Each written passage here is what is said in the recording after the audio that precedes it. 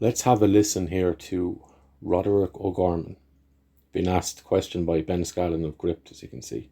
Minister, on the government's position that communities can't have a veto when it comes to asylum centres and so on, what would you say to members of some of these communities who say that that kind of makes a mockery of the engagement process because the government will hear out your concerns and so on and so forth, but the end result is not going to change from the outset? There are some people who would probably say that that's not real engagement, or that there's no productive outcome that can come of such dialogues. What would you say to that? Before he answers here, what's interesting is you hear it mimicked and repeated from the politicians and the media, and now regular people sometimes too will repeat it. They're just the chorus, the chorus is all they are.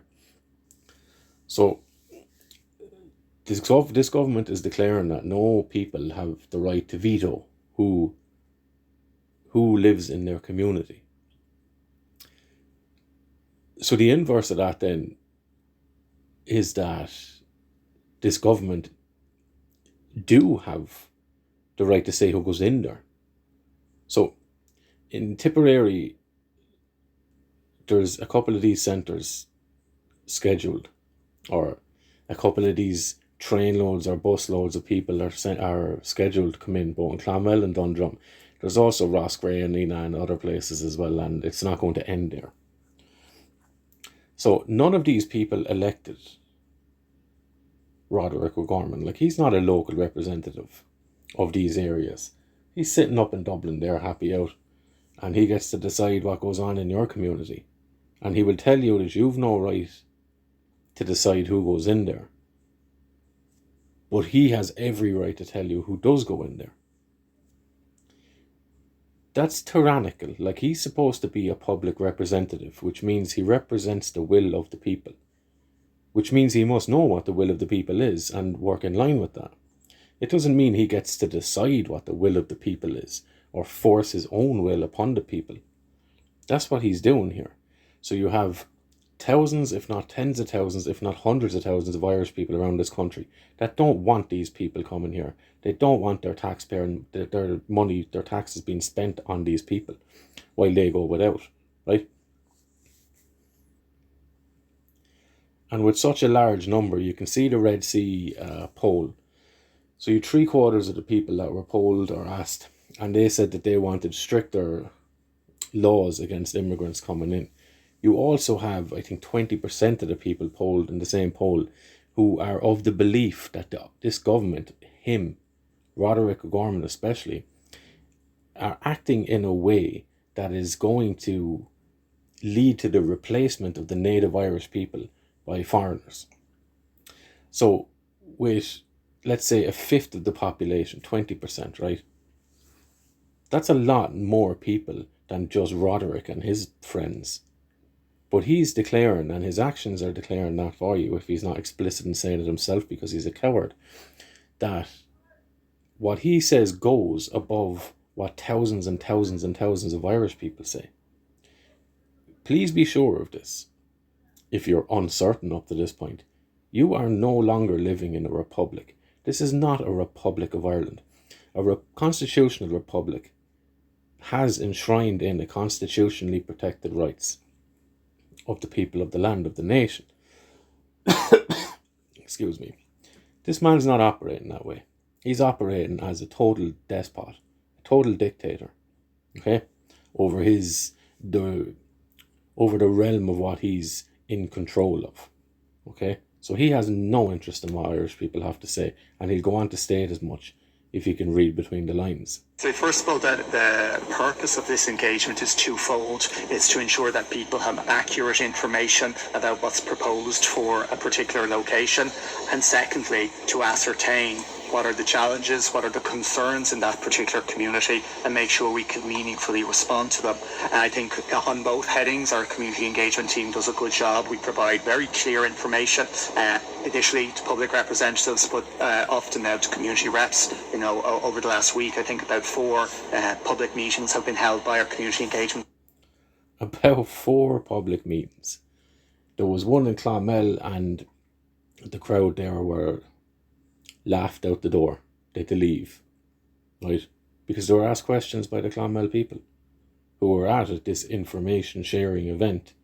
And instead of sharing information, they couldn't answer questions, so they had to bolt. So 4 meetings, Roderic was saying. He lists 2 headings he uses as the parameters of what these meetings or these community engagement things are supposed to address. Conspicuous by its absence is what the will of the people actually is. People have enough information to make a decision, and the decision that is largely being made by these communities is that they don't want this. But that's not on the table. That's not on the table. They'll go on to the materialist perspective of services and funding as if that is all people are. But because that is all that these people see us as, is economic units. The fact that we have a history and we have a heritage and we have a racial consciousness and ancestors and a tie to the land and a love of our future and a respect of what's come before, it means nothing to these people. It means nothing to these people. And it just by the by, like, who's your man in behind him? You see him kind of nod every now and again, like, yeah, you're saying what you were told to say, Roderic. Well done, good boy. So you'll get an ice cream cone on the way home now.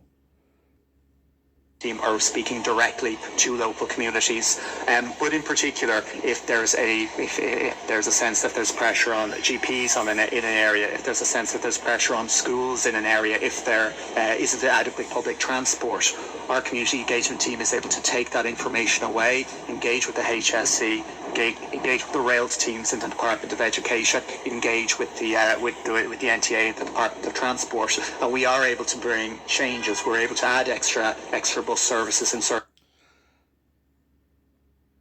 How? So, and Ben will say this in a minute, but these things are already an issue for most communities in Ireland, because we have billions of money that's been stolen from you. Before you ever get your hands on it, you have no choice as to how. You have no choice in terms of your wages being taken off you. You have no say in how much tax you're supposed to be paying or are forced to pay. And billions has after been spent on bringing these people in here. And then he turns around and says, but sure, look, if there's gaps in the communities, and in order for us to move forward with bringing in these people, we'll buy you off then. We'll give you what you need then. Just shut up. Just shut up and stop talking. Don't make an argument about it, because you're not winning this argument. The argument isn't even on the table. We're just coming here to tell you what's going on so we can save a bit of face. Okay? And not look like exactly what we are, which is total tyranny. Total tyrannical, horrible little people. You know? Horrible people. Horrible, horrible people. And where is this funding for the new bus lines and for extra doctors and extra teachers and school placements? Where's this funding from? Where's this funding coming from? And for anyone watching this, if you're an Irish parent who's trying to register a child in school, how are you getting on? Or if you're trying to get a GP appointment, how are you getting on? You know, because some of the local bus routes that this man is after setting up for these communities, you have young girls who are being molested by these men on these buses. These cases are known, locally and nationally too. So where's this man plucking this money out of? And I suppose the most important question then is, why is he withholding that money up until the point where these people come in? And then he will free it up for you. Scandalous. Locations were able to provide those additional language support teams in schools.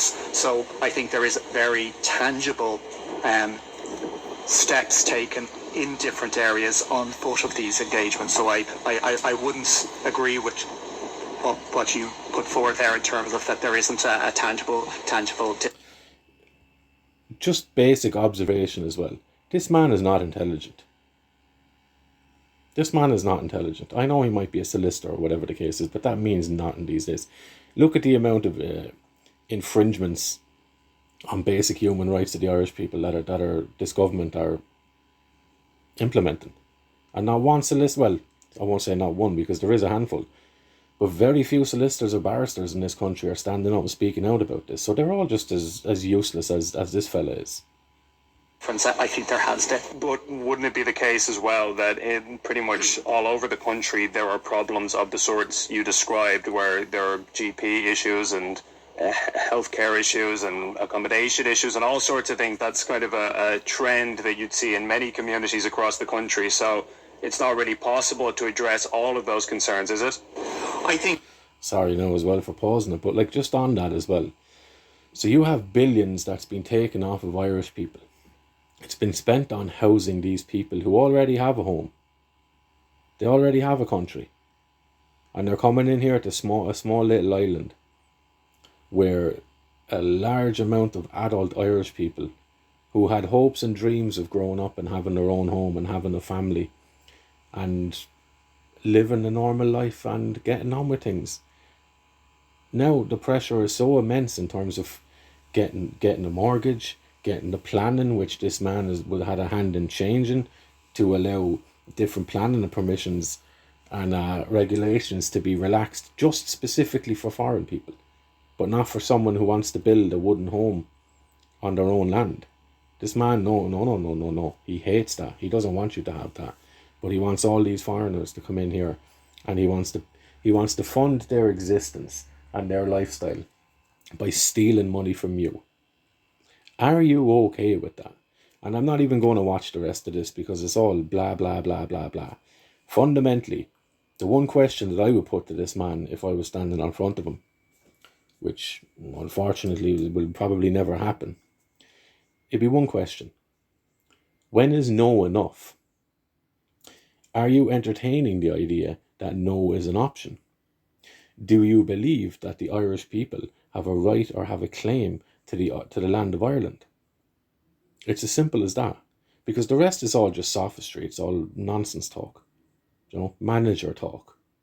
Well, look, we have certain facilities and we have certain programs and blah blah blah blah. You know the story. It's all useless talk and it doesn't go anywhere. But fundamentally, what this man is telling you is that these things will go ahead regardless. I'm not even going to bring up the idea that people are opposed to that. He adds in at the end that so we'll go ahead basically because as soon as these people are shoved into your neighbourhood and chaos doesn't erupt immediately, then we're proven right and you're proven wrong and everyone just has to get on with it. This man needs to go. This man needs to go. And to be honest, he needs to be charged for no crimes against humanity. And there's definitely an argument to be made that he's active and complicit in the genocide of Irish people in this country. That's not hyperbole. You can go onto the UN Charter criteria for genocide. Read through the list and see which ones are applicable to Ireland and to this man.